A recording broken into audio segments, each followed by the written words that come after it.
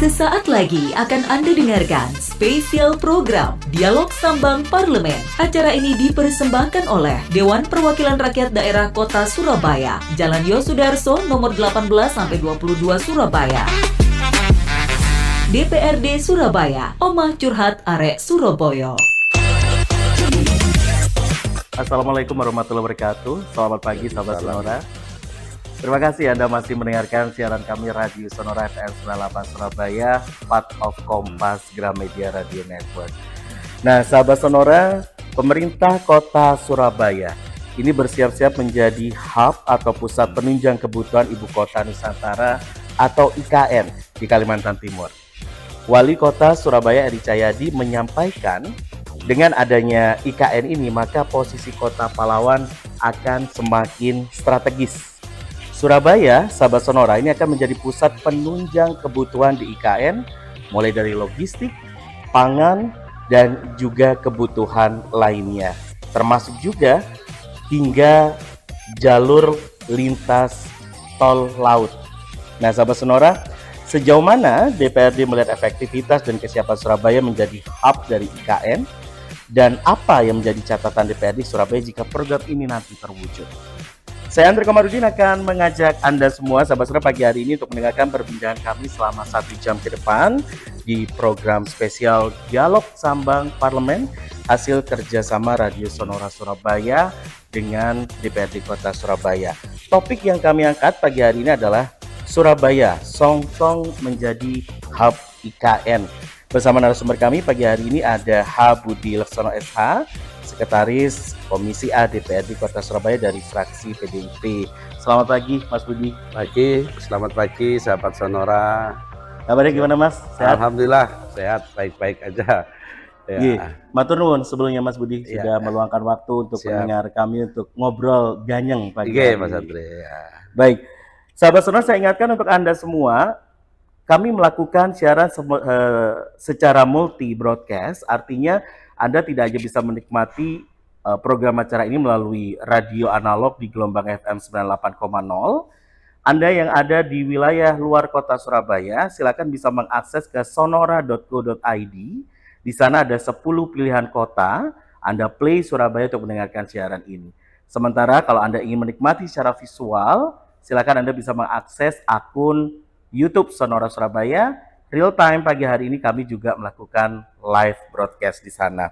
Nah, sekali lagi acara ini dipersembahkan oleh DPRD Kota Surabaya, Omah Curhate Arek Surabaya.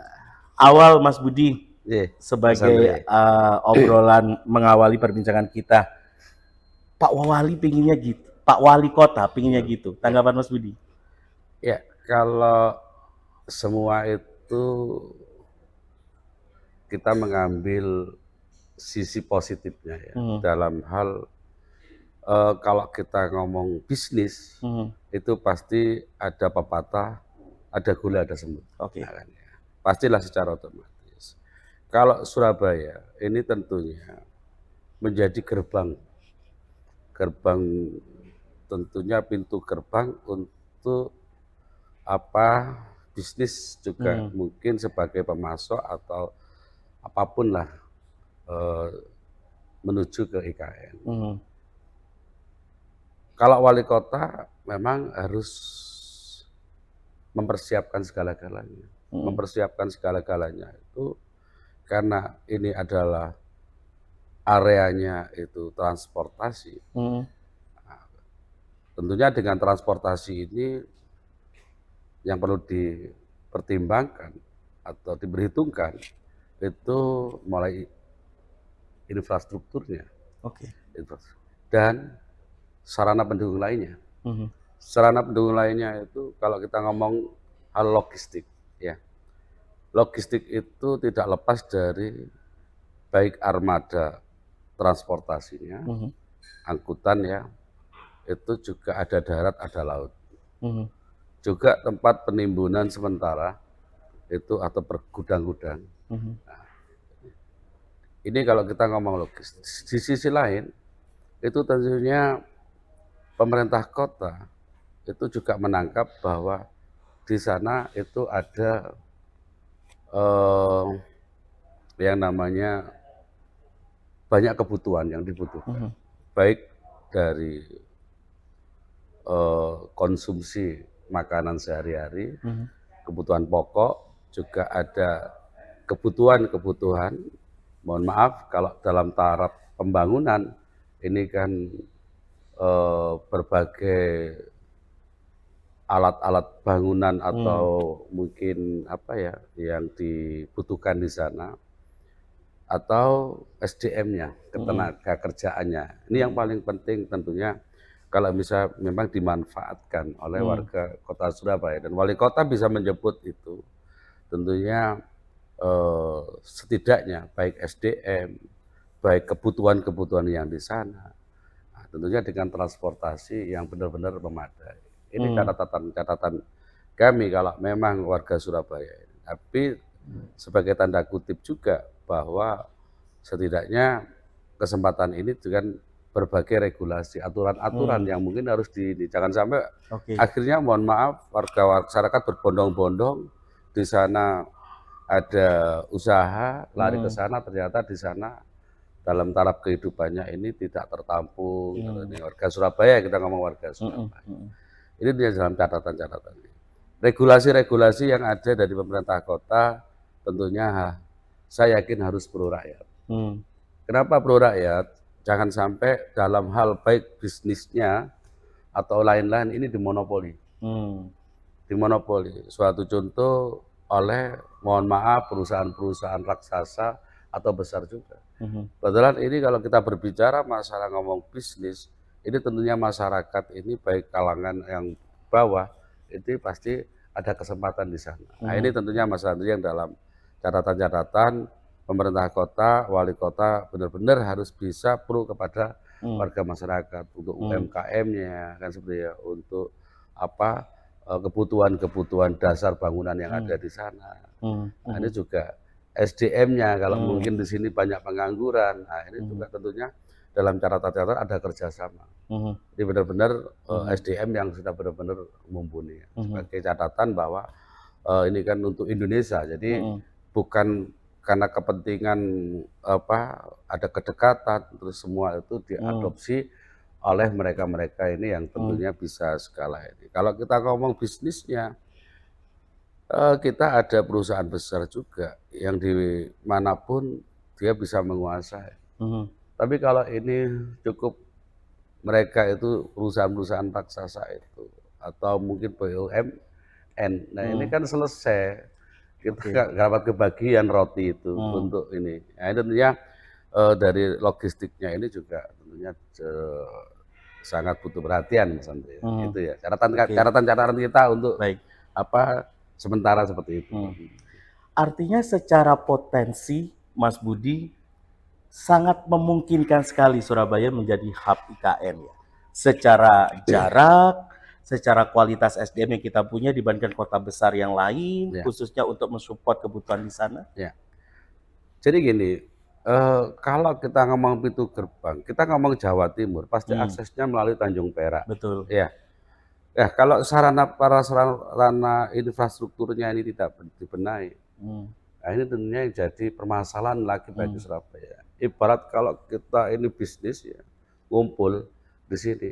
Nah ini kalau tidak diatur, ini kan juga akan terjadi keruwetan. Nah inilah tugas inilah. Tugas ini, kalau kita ngomong masyarakat akan berlomba, oh di sana ada peluang. Pasti akan mencari. Betul. Akhirnya berlomba. Dan akses untuk menuju ke sana, biasanya itu kalau kita ngomong masalah kargo atau transportasi laut, itu pasti kota-kota besar. Jakarta, Surabaya, Semarang. Tapi untuk dengan hubungan mungkin masalah harga ini kan juga relatif. Nah, ini tentunya jalan catatan. Saya yakin kalau ngomong Surabaya pasti nanti akan menjadi pintu gerbangnya Jawa Timur untuk bisa melakukan kerjasama, melakukan aktivitas. Nah, ini yang tentunya sebenarnya. Jadi kalau kita ngomong dipanjangkan lagi, nanti larinya bahwa untuk mengurai kemacetan, kan seperti itu. tenaga yang benar-benar handal, yang menangani itu juga mungkin ini di luar konteks yang nanti kerjasama di sana, tetapi menyiapkan apa yang ada di Surabaya ini harus benar-benar siap. Dan ini kesempatan untuk menunjang, mengangkat ekonomi warga kota Surabaya secara menengah.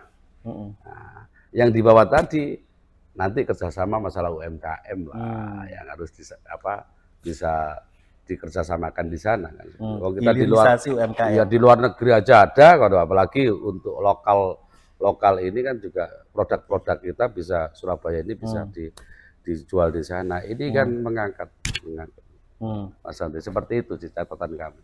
Insya Allah dalam hal ini pastilah Surabaya ini memenuhi apa keinginan IKN. Wah iya, ada semuanya, wis pokoknya nanti. Baik. Kenapa kita tekankan ini sahabat Sonora? Karena kebetulan narasumber kita pagi hari ini juga backgroundnya adalah pelaku bisnis. Jadi pas sekali kalau kita banyak berbicara dari aspek potensi bisnis. Jikalau nanti bisa terrealisasi betul, Surabaya dan IKN ini terhubung dengan sebuah hub relation, business relation. Potensi yang sangat dominan di bidang bisnis apa yang kira-kira Surabaya duwe, liyane gak ono, tapi IKN butuh. Nah, apa itu? Kalau saya rasa itu kebutuhan yang ada ini kan masih semua lokal ya. Saya rasa bisa diambil dari baik kebutuhan pokok, kebutuhan bangunan atau yang lain ya, kebutuhan sehari-hari atau dalam hal apapun. Saya yakin ini tinggal kesempatan ini aja. Tapi kalau misalkan untuk Surabaya, saya yakin yang harus dibenahi itu, yang harus menjadikan nanti sering terjadi interaksi atau mungkin kerjasama itu pasti pengiriman. Oke, logistik, pengiriman barang. Karena yakin yang kecil-kecil punya teman komunikasi di sana pasti akan melakukan pengiriman, kan ya. Nah ini kesiapan dari armada pengiriman ini tentunya kami sendiri masih aktif ya di asosiasi logistik ya. Nah, ini sebenarnya saya bisa menangkap bisnis tersebut. Tetapi kesempatan, faktor kedekatan ini kita nggak ada, kita nggak punya. Jadi ya kita ahli, kita mungkin punya anggaran, tapi belum tentu kita karena link kita di sana untuk kerjasamanya. Jadi ada mungkin karena di sana itu banyak pengiriman baik kayak tiang-tiang panjang, ya kan, alat-alat besi-besi untuk bangunan-bangunan gedung, konstruksi itu kan dari Surabaya juga. Nah, ini kesiapan ini tak rasa tidak ada masalah. Berarti kan arus barang ini. Cuma regulasi ini diatur apa tidak, saya tidak tahu. Karena kalau kita ngomong regulasi untuk Surabaya itu kan digaya lewatan aja nanti. Mungkin dari daerah mampirnya cuma di pelabuhan aja untuk transportasi. Pelabuhan nanti kita tahu bahwa Pelindo itu yang nomor 1 lah, yang menguasai kan seperti itu. Ini ya catatan kami. Jadi saya rasa logistik ini yang peranan yang paling penting, mendominasi untuk kerjasama di sana. Di sisi lain ya kesempatan untuk wali kota ini. Gitu loh. Sedekat apa bisa menghubungkan Surabaya dengan IKN ini? Iya, kalau tidak ada kedekatan kita, tidak ada aturan atau wali kota sudah memberikan program kepada warga masyarakat. Nah, masyarakat ini kan juga harus diarahkan untuk bisa kerjasama dengan yang ada di IKN itu. Kita ngomong skala ini ya, skala kita bisnis ya, skala kesempatan ya, bukan regulasi yang di atasnya. Kalau regulasi yang di atasnya secara otomatis sudah diatur, kan siapa-siapa yang ada di sana. Oke, belajar dari pengalaman bisnis yang pernah Anda juga jalani, Mas Budi. Kesempatan menjadi sektor hub atau penunjang itu benar-benar dalam konteks permintaan atau memang tanpa permintaan pun karena posisi yang sangat potensial kita pede aja pasti dipakai. Nah, ya kan nggak mungkin. Secara otomatis gini Mas Andre, kita kalau ngomong jiwa bisnis, pasti ada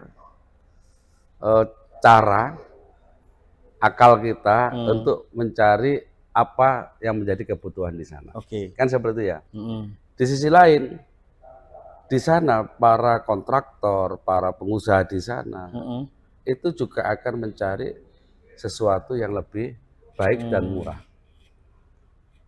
Nah, kalau ini dibuka secara umum, secara transparan, secara terbuka, kebutuhan di sana. Ini kan bukan Surabaya aja, tetapi kita ngomong se-Indonesia ini, orang-orang yang ini akan berusaha mencari peluang di sana untuk meningkatkan taraf hidup atau karir. Ini yang paling digarisbawahi. Karena apa? Kalau kita ngomong karir, memang kalau di sana itu nanti benar-benar IKN ini sesuai dengan harapannya, ya berarti di sana pasti ada sesuatu, ada belian, ada emas yang diburu kan. Nah, atau yang pepatah saya tadi, ada gula, pasti ada semut, pasti akan datang orang untuk berbagai macam cara untuk berbisnis, baik secara di luar program-program yang diberikan, secara individu orang akan lari ke sana berbondong-bondong mencari peluang-peluang yang ada di sana. Ini catatan-catatan ini. Jadi ini adalah, saya rasa ini sesuatu yang baru, tetapi gimana cara kita kalau ingin berusaha, kita ingin meningkatkan taraf hidup, pasti kita punya naluri. Apa yang harus mungkin kalau kita ngomong jualan, apa yang laku di sana kan ya, kan gitu ya. Kebutuhan apa yang laku di sana? Di sana nggak ada apa, sehingga kita menyiapkan. Nah, tapi kan kita harus punya orang di sana, punya ahli di sana. Kalau enggak, ini pemerintah kota ini tugasnya untuk menaungi apa yang ada di, kalau memang ini warga kota Surabaya, kasih kesempatan itu, peluang-peluang itu. Ini di IKN ini ada apa, dibutuhkan ini, ini IKN ini diselektif benar-benar warga, dan memang produk-produk atau UMKM yang ada ya, ini memang benar-benar bisa diterima di sana. Jadi pintar-pintarnya kita aja lah, gitu lah peluang. Baik. Saya sendiri, tadi saya sampaikan, saya ada kemampuan, ya kan? Saya ada mungkin, mohon maaf, untuk berbisnis di sana masih ada finansial misalkan ya. Tapi kita mencari kesempatan itu, peluang itu, saya tidak ada teman. Tidak ada untuk orang yang apa, kebetulan saya harus ke siapa, peluang. Kan kalau ngomong pembangunan kan bukan dalam satu apa, perusahaan aja atau dalam satu lembaga aja, tetapi kan mereka-mereka itu kan juga buat usaha-usaha sendiri. Ya nanti kita tangkap bahwa ini, oh aku butuh ini dari Jawa Timur, produk apa. Nah, ini kan dikirim melalui ini, transportasinya. Nah, ini kan ada pergerakan di Surabaya, gitu loh. Nah, cuma PAD-nya di mana, gitu loh.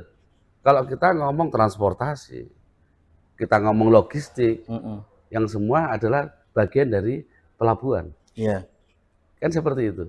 Nah ini regulasi-regulasi yang tentunya harus dijemput. Tapi kalau mau bisnis, saya rasa semua orang kepingin. Saya sendiri kalau misalkan di sana ada gerak, saya kepingin kenal orang-orang yang mungkin, mohon maaf, aku mau bangun, aku butuh semen, tolong.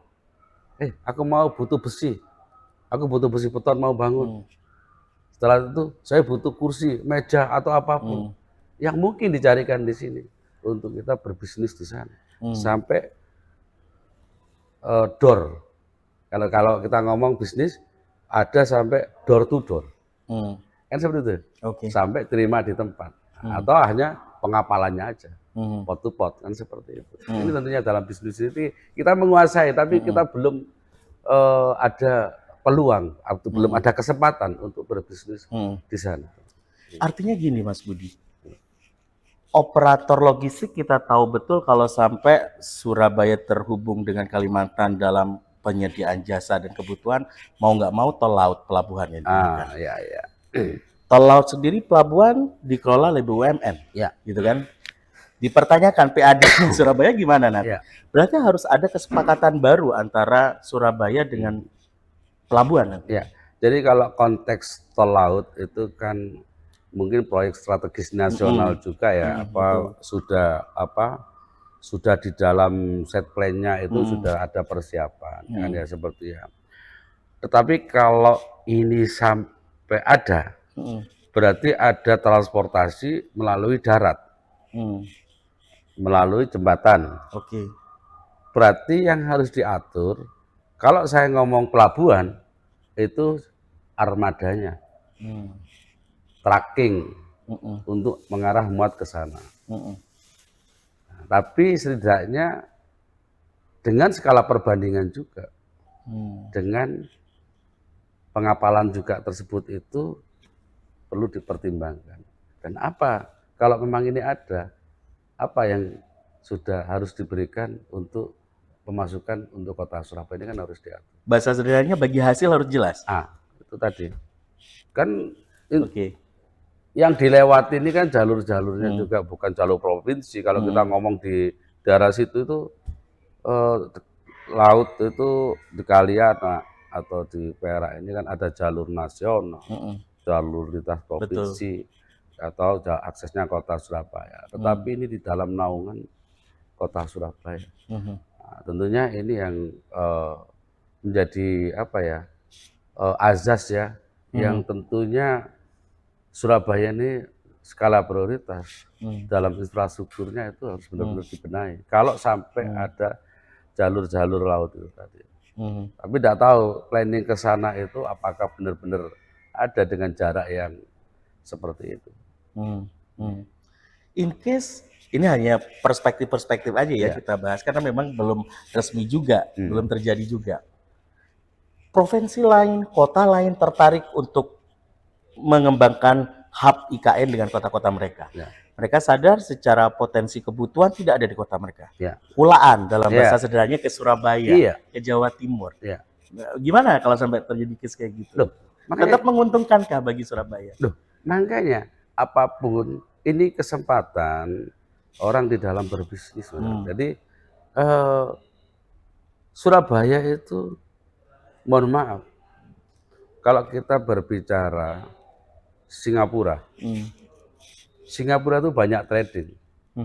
Ya, apa-apa ada hutan, tapi dia bisa ekspor kayu. Betul. Itu kan seperti itu. Produk-produk alam, bumi, kan seperti itu ya. Ini kan pinter-pinternya ini.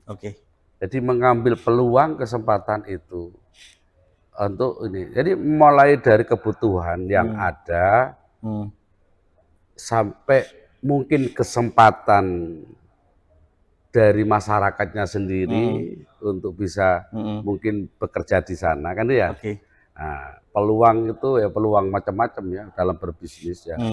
Juga tentunya dalam konsep kepelabuhanannya ini yang tentunya yang paling utama sebagai gerbangnya ini untuk alur bongkar muat keluar masuk ini benar-benar dibenahi. Ini ada berapa pelabuhan yang tentunya harus bisa dibuat bisa ini. Kalau pasti akan pakai kapal-kapal kecil gitu loh.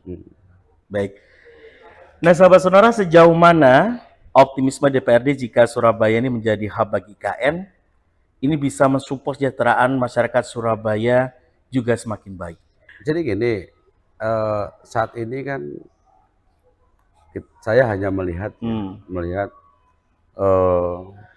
di IKN itu masih pembangunan, misalnya masih kalau itu kan cuma tidak tahu di sana itu nantinya cuma buat istana aja atau mungkin dalam konteks arah pengembangan bisnis. Kemarin saya juga sedikit berdiskusi ya kalau ngomong permasalahan pengembangan ya. Kenapa ini ada jalur juga sama jembatan, investasi di Madura juga susah, kan seperti itu ya. Tapi ini sama-sama ada jalur di seberang. Nah, di sana ada yang namanya nanti benar-benar menjadi kota apa ya, kalau ngomong ibu kota tetapi ini akan menjadi kota yang besar ya, kan seperti itu. Kan masih dalam taraf proses ya. Tapi kalau memang ini kenyataannya di sana itu juga banyak perusahaan-perusahaan, banyak dibuka juga peluang-peluang bisnis. Kalau memang termasuk di dalam administrasi apa kenegaraan, kementerian atau apa, ini konsep ini saya masih belum paham betul. Maksudnya gini, apakah ini ibu kota negara aja? Apakah ini nanti kementerian-kementerian juga akan pindah di sana semuanya? Apakah nanti akan menjadi bisnis-bisnisnya itu perusahaan-perusahaan atau buat pabrik di sana? Konsep ini kan saya masih belum paham betul. Kalau ini menjadi seperti itu, ya secara otomatis bukan warga kota Surabaya aja, tetapi akan semua akan melihat ke sana sebagai kiblat untuk dalam menentukan nasib hidup. Gitu. Ibaratnya itu kalau kita ngomong itu merubah nasib. Dan itu terbukti ketika Jakarta menjadi ibu kota, menjadi tujuan semua orang. Ya, tapi kan nggak semuanya akhirnya. Orang akan berbondong-bondong ke Jakarta, tetapi kan tidak semua. Nah, ini kan tergantung pada nasib. Nah, kalau memang ini kenyataannya seperti itu, dipindah semuanya seperti itu. Nah, ini kan tentunya sebagai catatan. Orang-orang Jakarta sendirinya juga akan ke sana juga, mungkin ya, kan kita tidak tahu. Nah, kalau kita ngomong Surabayanya, ya yang penting diberikan kemudahan-kemudahan, aturan-aturan, regulasi pemerintah kota itu untuk memberikan kesempatan kepada warganya. Tangkap ini sesuatu yang mungkin menghasilkan ini dan berikan kepada warga masyarakat. Jangan sampai kita ketahuan ada di monopoli itu aja. Kalau untuk kesejahteraan warga kota Surabaya, kita nggak perlu kita yang berbisnis, tetapi setidaknya dari pemerintah kota itu kan sudah ada binaan-binaan yang bisa produknya dibawa ke sana itu. Yang penting infrastruktur, transportasi, perizinan ini memudahkan itu semua. Iya, diberikan kemudahan. Kalau kita ngomong bantuan anggaran ini kan, saya rasa di sana kan sudah bisnisnya besar kan seperti itu. Ya. Tapi ya dinaungi, gitu. Banyak lah kebutuhan kesehari-harian ada. Di Surabaya pasti ada. Warga Surabaya hebat-hebat kok dalam berbisnis kan ya. Ya. Kalau memang itu cuma kota sebagai transit atau dari Jawa Timur masuk, ini kan peluang-peluang ini kan mereka saya yakin dari daerah belum tentu punya cara juga.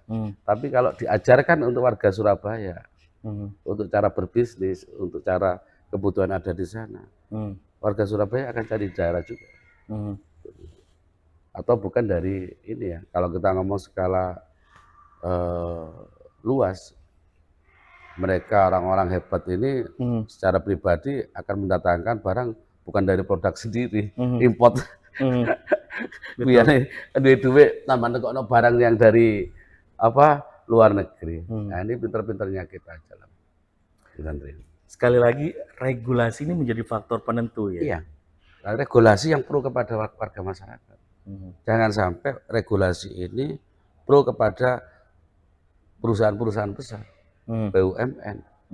Kalau sudah mereka itu bicara, dia lengkap sudah. Ngurusi bagian ini, ngurusi ini, punya semua, dia akan beli semuanya, akan dikuasai. Tapi jadi regulasi ini harus ada batasan, jangan dikasih. Mohon maaf ya, kalau memang kita, memang aturannya di dalam pengurusan, ya pengapalan, ya sudah, kamu hanya ngurusi masalah transportasi di laut. Kalau kamu memang usaha kamu itu di dalam jasa kepengurusan dokumentasi, ya sudah. Kalau memang ini tracking yang dalam pengangkutan, ya sudah kamu dikasih porsi sendiri-sendiri. Tapi jangan sampai ini dikuasai oleh pemain dari luar besar. Surabaya. Bukan, perusahaan besar. Perusahaan besar. Iya. nggak ada kesempatan lah akhirnya pada kita. Kan gitu ya. Hmm. Coba kalau misalkan semua kebutuhan itu disuplai oleh pabrik, sama aja. Kita yang kecil-kecil juga nggak dapat bagian, Mas Andri. Ibarat kue itu gini ya, kita nggak dapat bagian. Kena orang-orang yang benar-benar bisa dalam kapasitas besar itu menyuplai kebutuhan. Nah, tetapi kalau ada kerjasama dengan pemerintah, baik pemerintah pusat sama Surabaya, bahwa kebutuhan apa yang ada di sana itu Surabaya juga mendapatkan proporsional jatah untuk apa yang ada di sana, baik SDM, baik masalah kebutuhan pokok, kebutuhan bangunan-bangunan atau kelengkapan-kelengkapan di sana, baik furniturnya kan seperti ya. Nah, ini kan juga tentunya dalam catatan. Dan kita Surabaya ini juga sebagai pintu gerbang jalur transportasinya juga. Oke. Nah, ini juga diatur regulasi. Tracking yang usianya sudah tua-tua itu ya jangan sampai dikasih izin jalan. Ini juga menghambat. Kan seperti itu.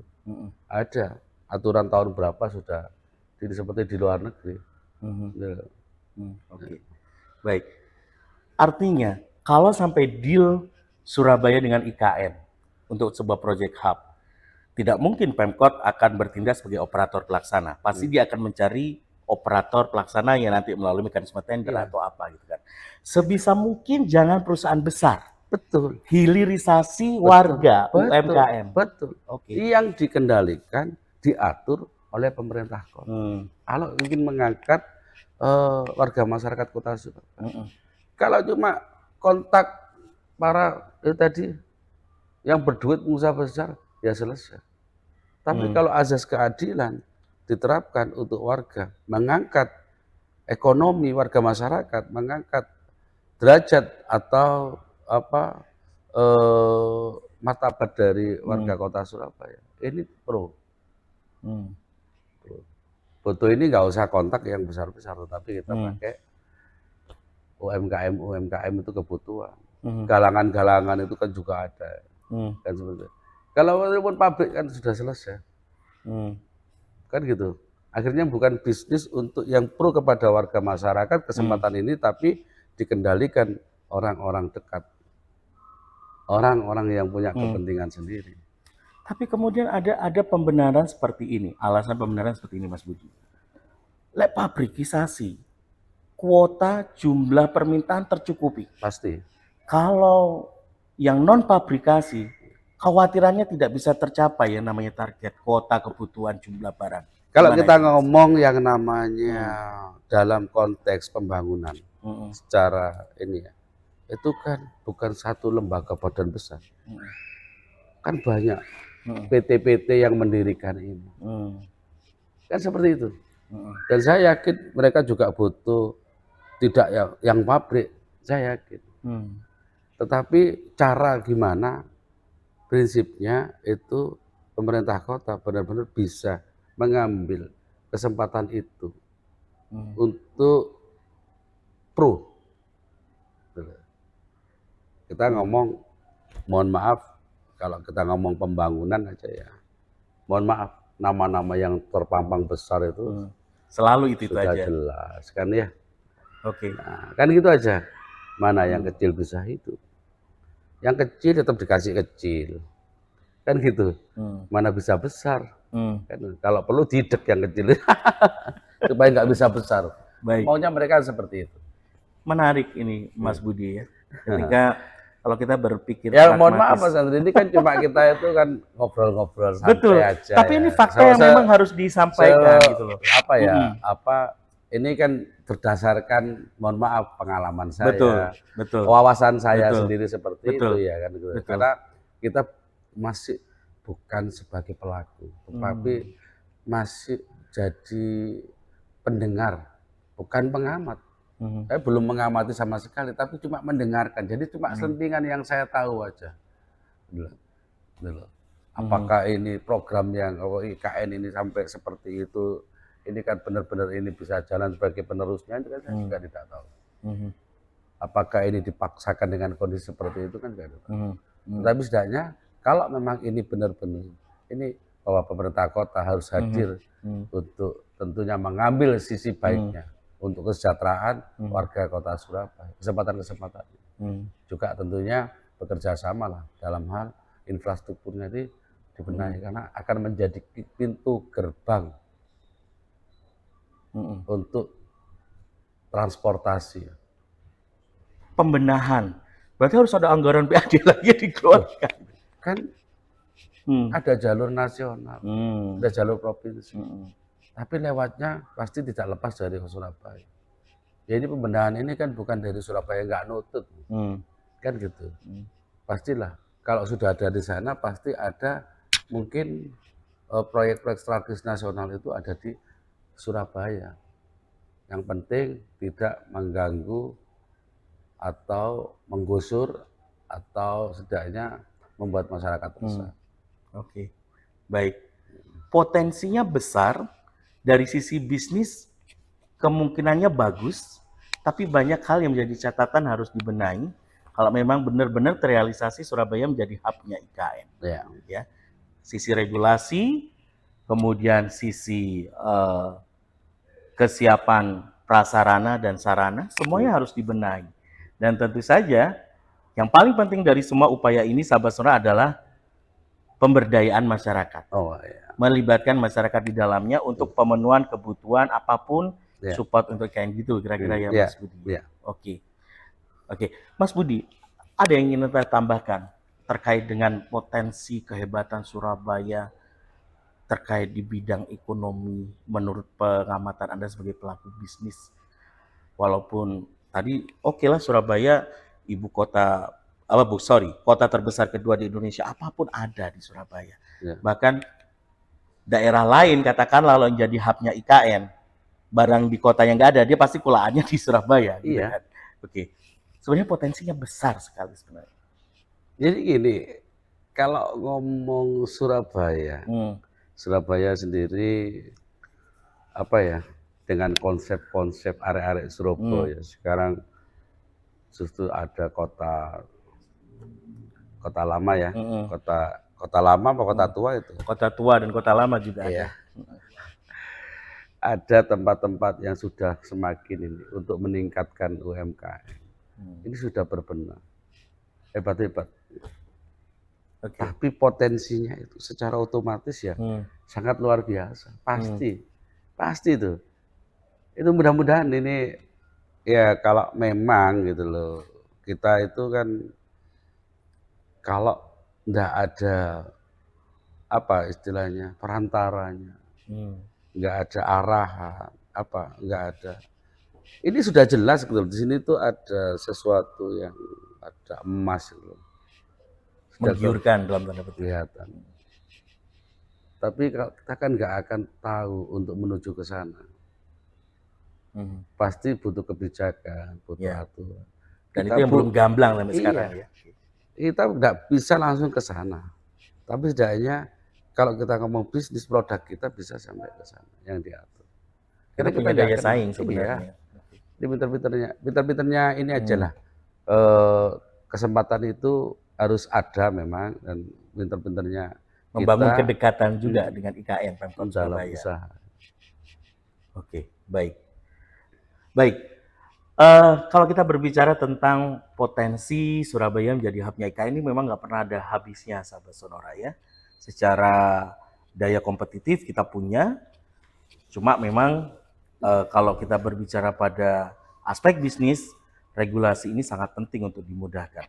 Berbicara regulasi sendiri, dari perspektif Anda sebagai seorang pelaku bisnis, kebanyakan pelaku bisnis itu butuh aturan yang gimana sih dari pemerintah kalau mereka menjalankan bisnis, katakanlah di konteks misalnya dia nanti menjadi support logistik untuk IKN. Gitu. Aturan itu tidak lepas nanti dengan izin. Izin. Jadi otomatis pembatasan, ya kan.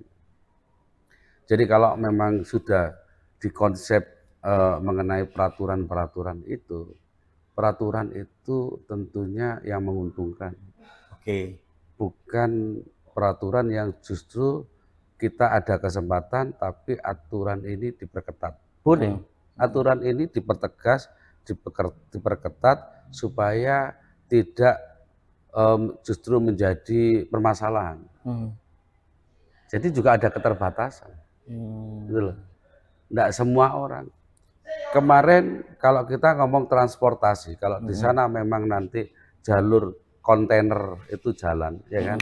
Otomatis muatan kalau kita ngomong skala besar itu kan dimuat pakai kapal, pakai kontainer. Ya.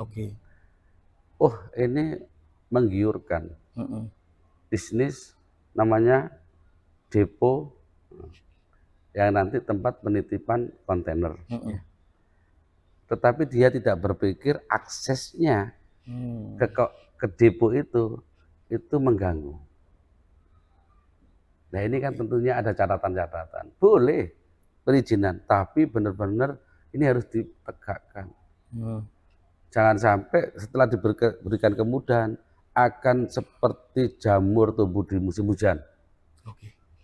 Orang berbisnis itu pokoknya ada duit, mau bisnis ini secara otomatis itu pasti otomatis. Tapi kan harus diatur.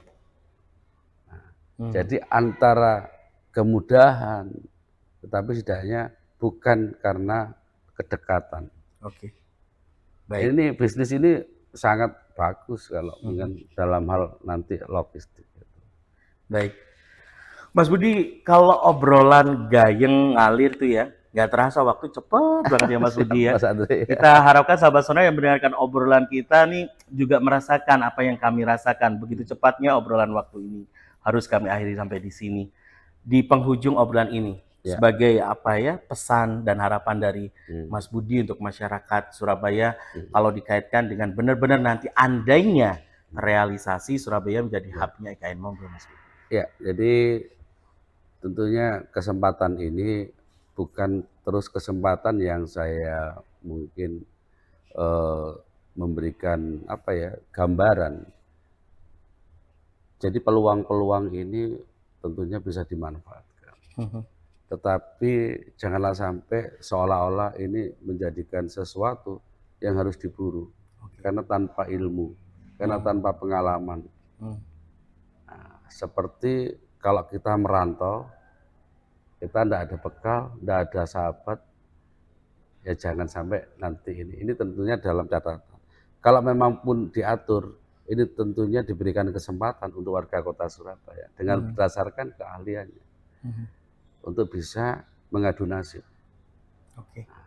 Yang paling penting itu bahwa beri kesempatan warga masyarakat kota Surabaya untuk bisa menjadikan partner peluang bisnis dalam kerjasama kebutuhan-kebutuhan yang ada di sana. Nah, kasih aturan, kasih pembelajaran, edukasi, atau perlu mereka-mereka yang mau berbisnis di sana itu diberikan bimbingan teknis. Sehingga apa yang dibutuhkan di sana, peluang ini ditangkap dan diberikan warga kota Surabaya untuk bisa melakukan produk-produk yang dijual di sana ini, sehingga dengan bimbingan dari aturan-aturan atau bimbingan dari ini, setidaknya tidak sampai berimbas kepada kepailitan atau kebohongan yang akhirnya mereka justru tidak paham bisnis, akhirnya justru nanti semakin terpuruk. Nah, ini jadi mudah-mudahan ini dengan adanya seperti ini IKN ini, kalau memang benar-benar ini menjadi sudah pure benar-benar pembangunan di sana, pusat bisnis di sana atau yang lain-lain, ini tentunya milik warga Indonesia dan tentunya warga kota Surabaya. Saya berharap bisa mengambil peluang-peluang ini. Baik, mungkin itu harapan kami. H. Budi Laksono SH, Sekretaris Komisi A DPRD Kota Surabaya dari fraksi DPRD. Matur nuwun, terima kasih Mas Budi. Mas Andri, sahabat Sonora, mohon maaf apabila dalam penyampaian kami bahasa kami kurang pas. Baik, sehat selalu, mengawal kepentingan masyarakat Surabaya, warga Surabaya terus tanpa lelah, dan kita berdoa bersama untuk kebermanfaatan dari semua dinas dan lembaga bersinergi yang seperti seharusnya Siap. bersinergi. Iya, Mas Andri. Baik, sahabat sonora, sampai di sini kebersamaan kita di program Dialog Sambang Parlemen ya. Sekali lagi jangan sampai Anda lewatkan di episode-episode mendatang. Banyak isu-isu menarik, kebijakan terkini yang bisa kita update dari rekan-rekan di Legislatif DPRD Kota Surabaya. Jadi jangan Anda lewatkan. Dan sekali lagi Dialog Sambang Parlemen ini merupakan hasil kerjasama Radio Sonora Surabaya dengan DPRD Kota Surabaya Oma Curhat Hari Surboyo. Selamat kembali melanjutkan aktivitas. Saya Andri Komarudin pamit. Sampai jumpa. Assalamualaikum. Waalaikumsalam. Terima kasih telah Anda dengarkan spesial program Dialog Sambang Parlemen. Acara ini dipersembahkan oleh Dewan Perwakilan Rakyat Daerah Kota Surabaya, Jalan Yosudarso nomor 18-22 Surabaya. DPRD Surabaya, Oma Curhat Arek Surabaya.